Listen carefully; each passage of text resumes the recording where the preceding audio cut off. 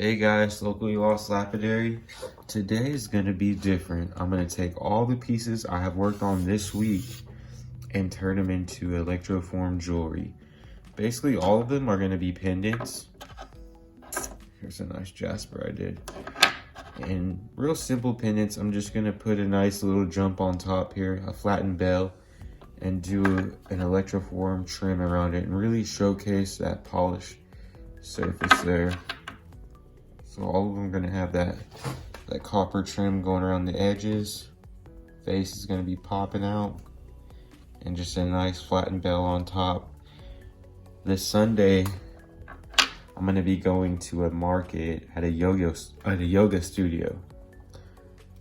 Some really nice ladies there. They actually do crystal yoga sessions. So I wanted to get some special pieces out there for them. Ooh, here's that moss agate. Hey, yeah. Ooh, look at that. The malachite piece. I'm gonna get those ready and take you on that journey. I was an electroforming artist before I branched off into lapidary, but lapidary have always piqued my interest, and it's really fun. It's very addicting. So I just combined the two now. Awesome, let's get this going. Please don't mind the dirty floor, but there's nothing to it. I'm gonna flatten these bells. I got a little steel block here, tiny little mallet. This is some 10 gauge copper wire. Gonna do a nice even flat look, nothing crazy. And then after that, I take my twirlers, these right here, and I just roll me up something and glue it on there. So nothing to it. I thought I'd just show you how I flatten out bells. All right.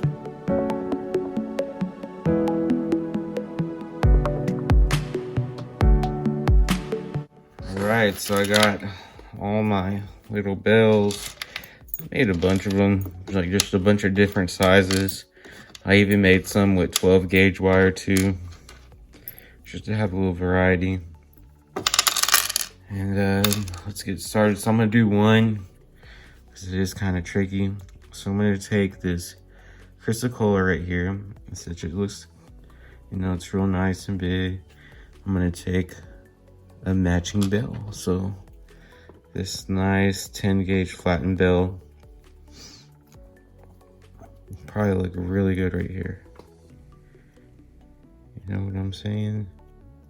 And you just kind of look at it, make sure everything looks straight, checked out.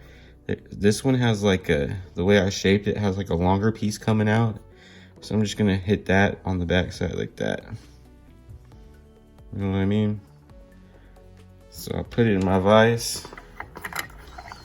This is where it can get tricky. And have some super glue. And I have a cup of baking soda right here. Basically, when you put that super glue on and put a dash of baking soda immediately on top, it gets it locked in. It just locks in that adhesive, and it is a strong bond. So let me stand up here. Basically, I'm gonna come in, line myself up, make sure I'm right in the middle. The good thing about electroforming is every piece is imperfectly perfect. That's why I love it. Beauty is really in the eye of the beholder with this art. So you just put a dot. Sometimes it's runny, that's fine. All that's getting electroformed over. You just put it on there. And the main thing is you just want to get it stuck. You just want it to stick. And then you can work with it. So it's stuck on there that quick. That's why you gotta love the baking soda. Just keep a little cup handy. And there you have it. So now I'm gonna come in with the super glue. I got some thicker super glue, and I'm just gonna lock in all these gaps. Here, I'll do it right now. I'll show you what I do. So I have some, it's called Bob Smith. Some really good stuff. A lot of artists use it. It's thick super glue. So I'm gonna come in and just see how it's a lot thicker. Drop it there. And you can also tool Bob Smith, like sand it, Dremel it, shape it, whatever. It works really good. And this stuff, like super glue too.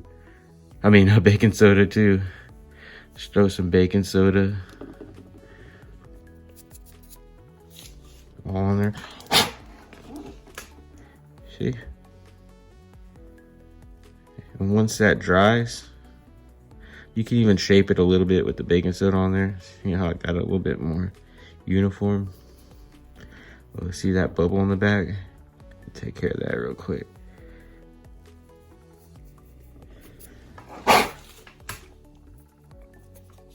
Let's see that. So now it's on there for life. Nice and centered. It's gonna look great. So just leave that there. And I have my little hanging wire here. Yeah, it will hang in everything. And just hang it up there. And now we gotta do the rest of these. All right, I'll be right back.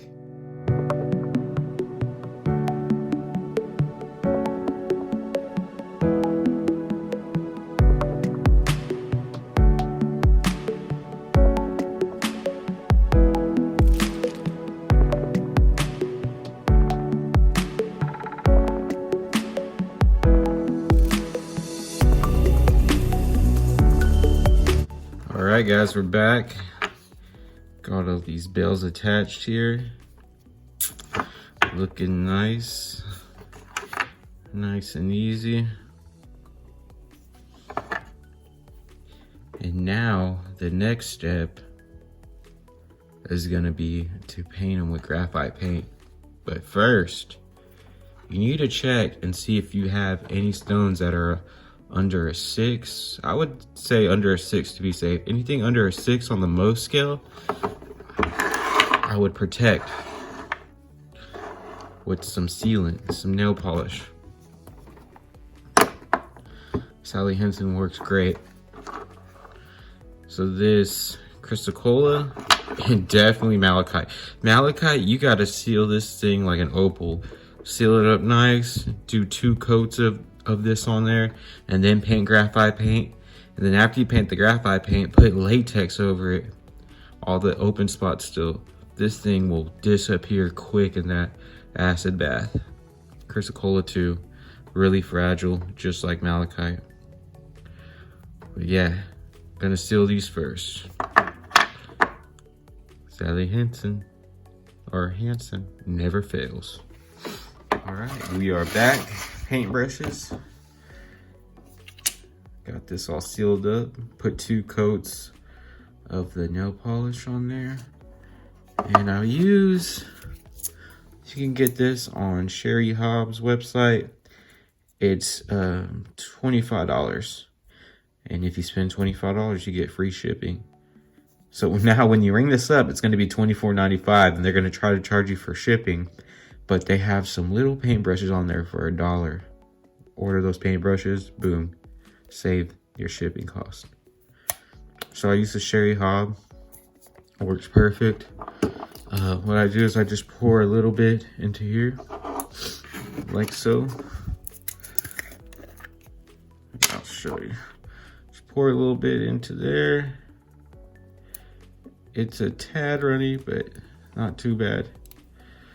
Just a little bit. I like to use as little as a time because it's not the cheapest thing, but it does go a long way.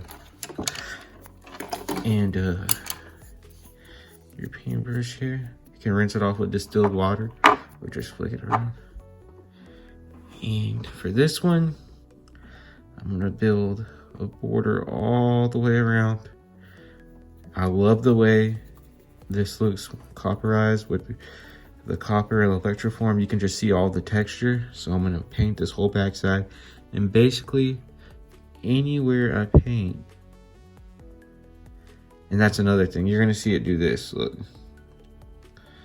See how it kind of pulls away? That's from that nail polish on there. You know, it doesn't stick too good.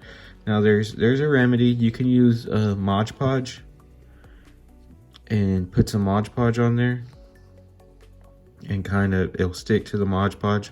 It won't run like that. Or you can just be like me and just keep on trucking until it works. Sometimes I stretch it and it'll just, you know, eventually dry. And then on my second coat, I'll come through and I'll fix it up, you know, just make it look nice and even. Fix up the edges. On the second time around, it's not so hard. So you see, it's not that bad at all. Let's get all in there too. I always paint the inside of my ring just in case I got some nail polish or super glue somewhere. But yeah, just like that. And we're just gonna go all the way around. All right, let's do the time lapse.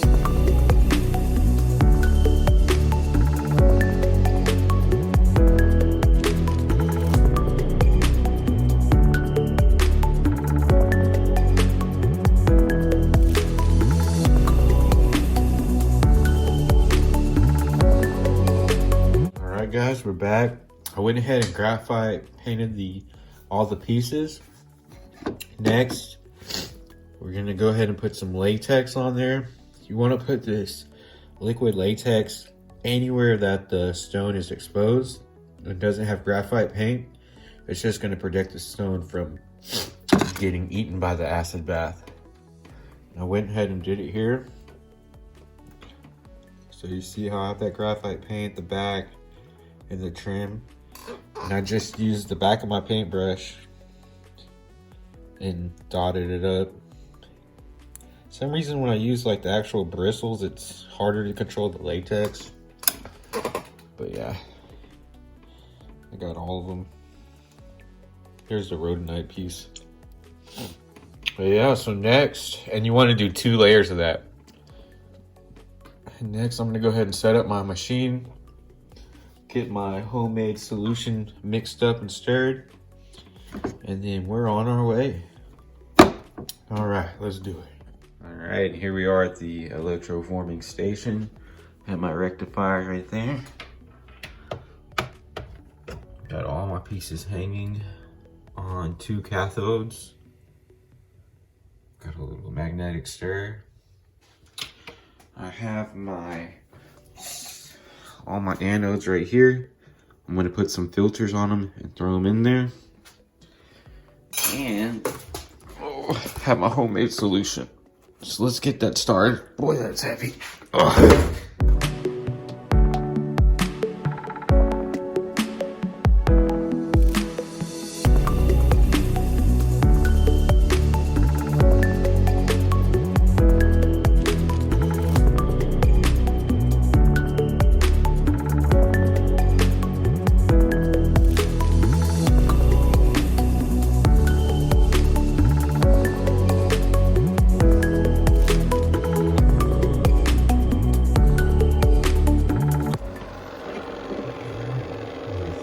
Good.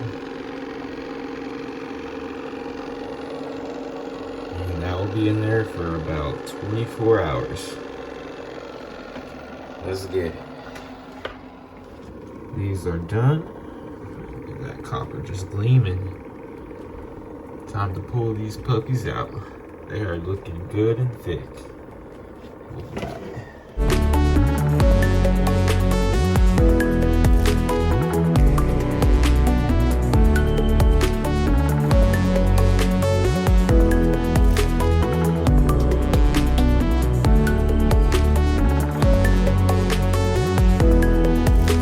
Alright, here we are, pulled them out the bath. The malachite.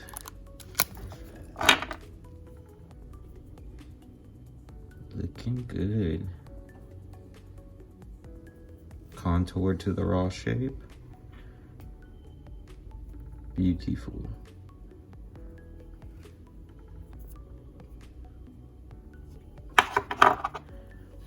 The moss agate. Beautiful. Nice. Nice trim, nice frame. Thick copper. Nice jump. Perfect. This is a brachiated jasper. Nice solid back. Thick jump. Good quality piece. Tiger's eye. Oh, look at that. Look how the copper contoured to the raw, so you can still see the strands of tiger's eye there. That's why I like to keep my pieces raw. It just looks so cool. Just stuck on there like glue. Nice.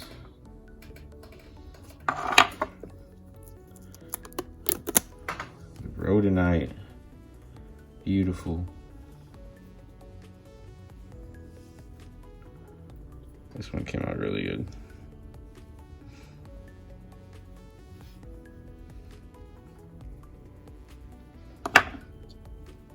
The chrysocolla.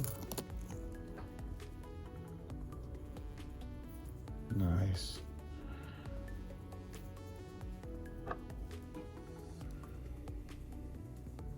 Very pretty.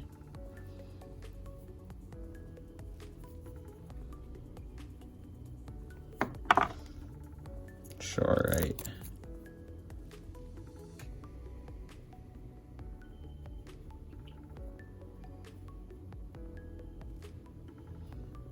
All right. And I just threw this in there, the labradorite. I seen it under a shelf and I was like, eh, why not? Nice flash to it too.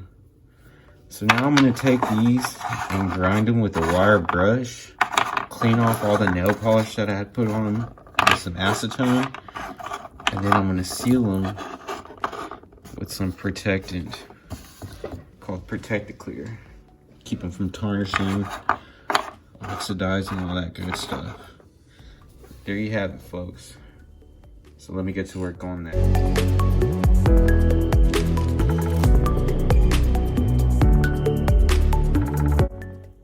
We're applying some good old Protect-A-Clear. Ooh, I'm not supposed to show y'all this yet.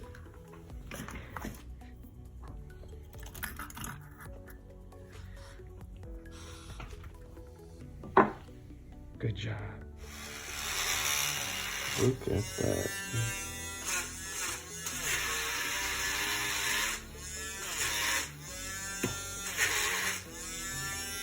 It's gorgeous.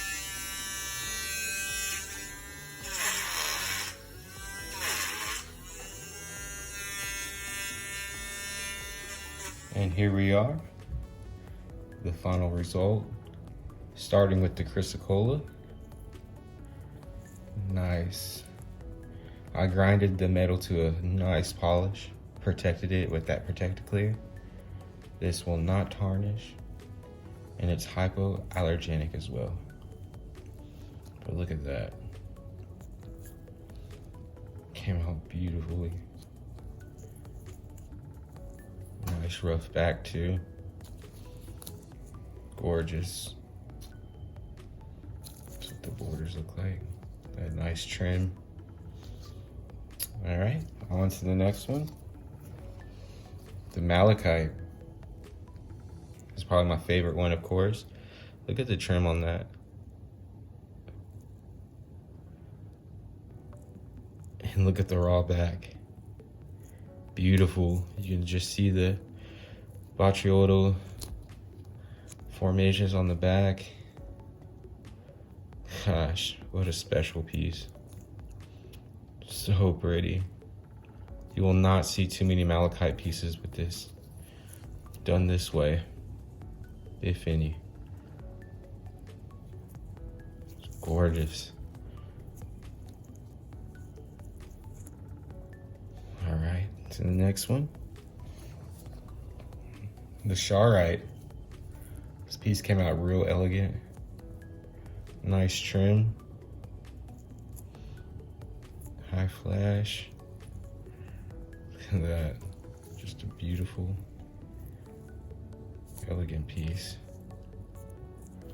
It's gorgeous.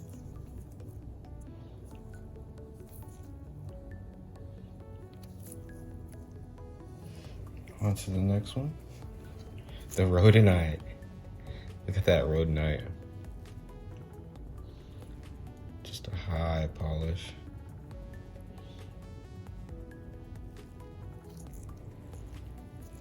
It's real, real pretty.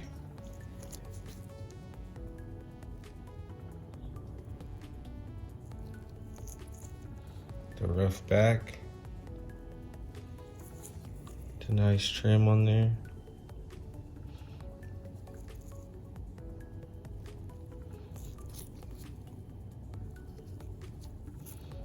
Sitting real nice.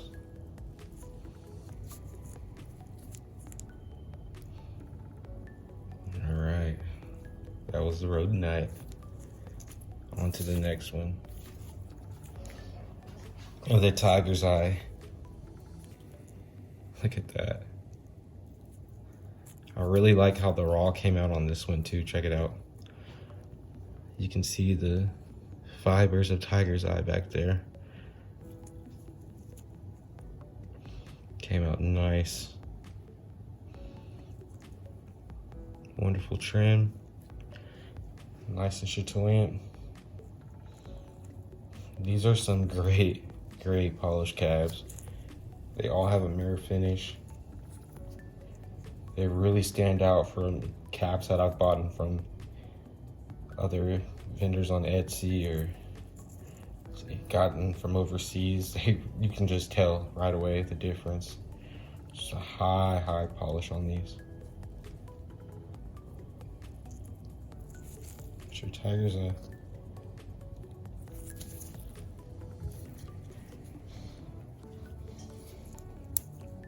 Here's a jasper. I'd say it's some kind of bloodstone jasper or like a brachiated jasper. I haven't posted this video yet, but I will. Look at that. This one was awesome. I just found this piece for 50 cents in the bottom of a rock box at the museum. Had to get it. I knew it was special. There was something special about it. So for 50 cents, I think I did pretty good. That's your jasper.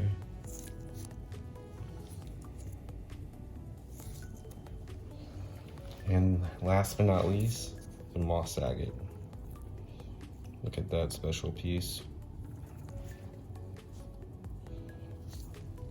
Nice fat trim. Definitely a statement piece. Trimmed all the way around. Here's the back.